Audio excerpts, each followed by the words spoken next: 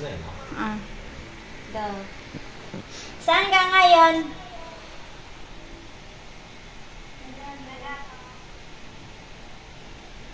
Ayan, si ano pala yan eh. Si Russell Ano po. pangalan? Si Russell. Ayun. Apa. Hi, Russell! Ganda, Russell, oh.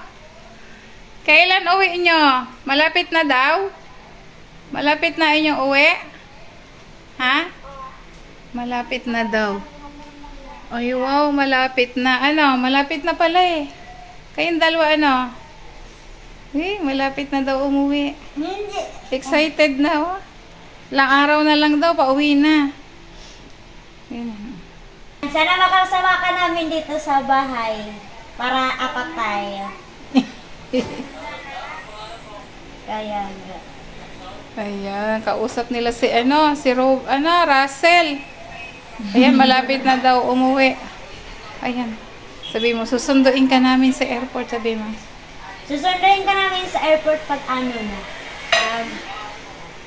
Ano na kayo? Uuwi. Uwi na kayo dito. Ayan. Iiwanan mo na talaga ang Davao, Russell? Iiwanan mo na. Uupo daw. Sigurado ka? O nasama ka na kay Daddy Paul dito? Ayan. Oh, very good, no? Dito ka na pala mag-aaral. Ayan. Pupunta na daw. Makarating na siya ng Maynila. Sabi ni Maynila. Oh, hala. Ayan.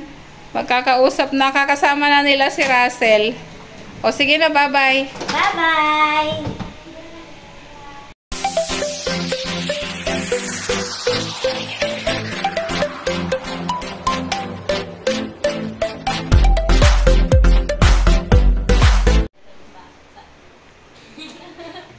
O, yan na. Mamaya daw, dadating, bukas ng umaga, dadating si Russell. Sasama ba kayo sa airport? O, yan. At, alauna pa yata, mga ganon, madaling araw. Kaya lang, syempre, aalis tayo dito ng maaga. Maulan pa naman. Ikaw, si Nea. Shall we? Ikaw, Ninits. O, excited na ba kayo? Oh, excited daw sila sa pagdating ni Russell. Paano yan? Madaling araw. Ay di, saan kaya siya tutulog? Dito ba sa atin o doon sa kanyang tutuluyan? Okay, dito na lang daw. Gusto niyo munang makasama, ano? Pwede rin naman mga ilang araw siya dito, ano? Ayan, o, para masanay siya dito. Ayan, at susunduin po namin mamaya. Kasama po siya ni Paul. Ayan. Kasi para mas maaga nandito na siya bago magpasukan. Para ma-train din natin dito. At maisama kung saan school din siya mag-i-enroll, no? Pero kung saan si Maylin mag-i-enroll doon, no? Ayan. Magta-transfer ka na ba, Maylin, dito sa San Pedro?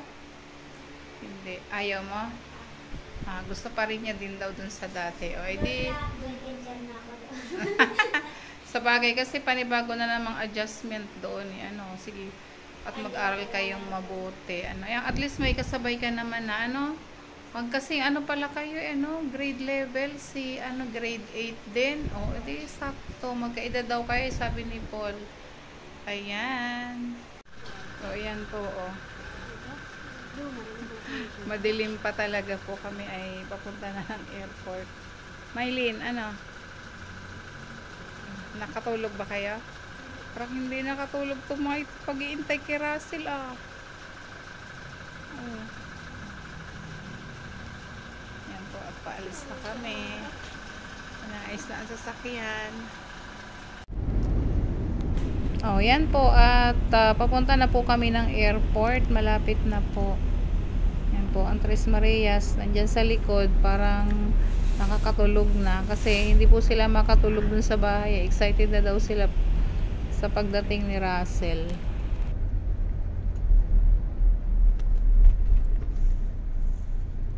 Dito na po kami sa airport, sa parking. Habang nag-iintay po kay na Russell. Ayan. Hello!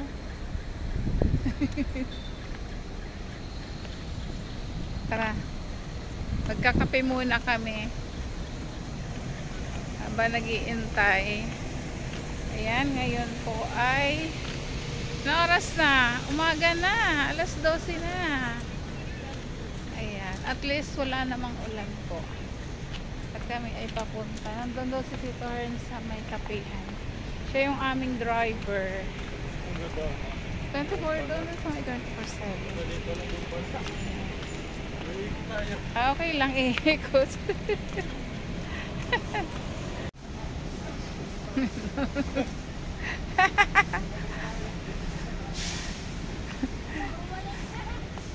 Bumalik kayo.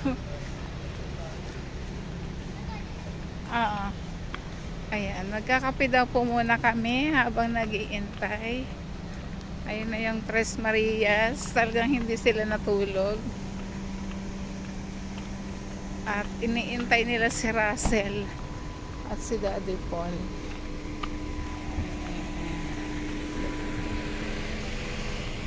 Saan? Ayan. Madaan.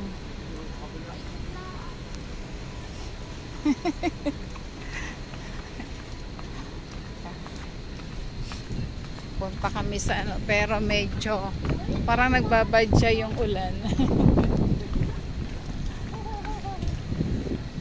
Parang ulan na. Ayan, good morning na po. At kami po ay naghahanap ng mapapagkapihan daw. Ayan, dito pala. Saan ba? Naghahanap kami ng malulusutan. Saan ba si tatay? Parang malayo na. Baka gumanon lang siya.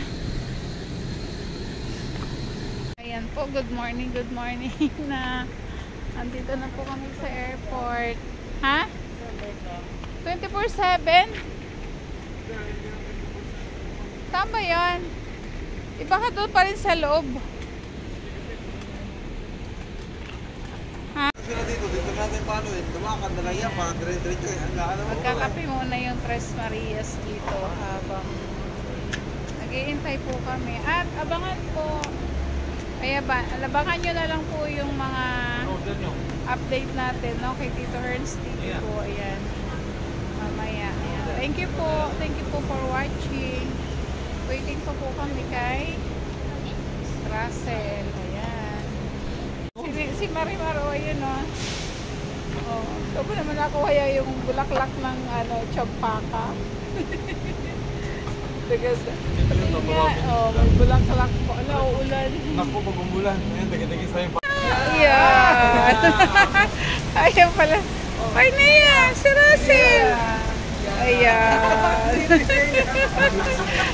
Pinakabunso talaga si Nea. Uy, si Madam. Oh. Nea, si Madam, oh. Si Mami Yola. Oh, yan ang Mami Yola. Oh, yan ang Tres Marias. Andito na po kami sa airport. Dumating na si Russell. Wow, ang ganda-ganda naman pala ni Russell eh. Oh.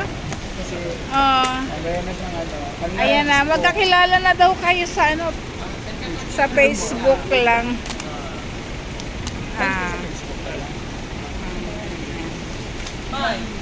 Myla. Usap kayo, Oh.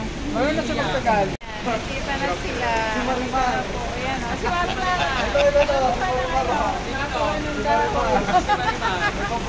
Ayan po, dumating na po sila. Thank you po for watching. Bye-bye. Ayan na po, andito na po sa amin si Russell. Ayan. Ano pa kinakain niya? Ayan. Ano ba ang isa?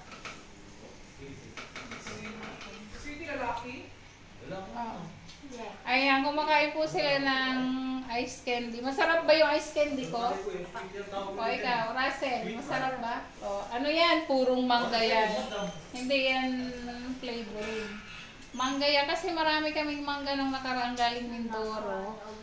Oo, kasi nakakakati pag kinain mo ng ano eh. Kaya ginawa kong ice candy. Ayan. Ayan, naabutan pa ni Russell. Oh. May mga ganyan din bang tinda sa inyo? Sa Davao, ano? Sarap yan. Sarap ni Nita. Tapos na yung worksheet. Si Ninita po ay, yan, tapos na siyang mag-worksheet. Tapos si Mylene. Ano Mylene? Nag-guitar lesson naman si Mylene. Ayan. Abangan nyo po. Tutugtugan daw kayo ni Mylene ng selos. Kantahin niya nga. Ang puso ko'y... Ano? Kantahin mo nga Mylene? Kasi yun lagi ang... O sige, tuturuan kitang tumugtog ng selos mamaya. Ayan. Kasi tinutugtog nila. May nag-aaral pa si Miley ng ano po ng pag-strum, tsaka yung mga chords, no? Yun po yung inaaral niya ngayong bakasyon. Kasi siya yung may parang gusto talaga interesado sa gitara. Hindi pa kasi niya alam kung paano mag ano. Ayan, medyo madilim po, ano, madilim dito sa amin kasi parang bubuhos po yung ulan. Ayan. Si Naya naman, ang gustong aralin ay ukulele. Diba? Ukulele yung hawak mo na isang araw eh. Oo. Maliit daw na gitara.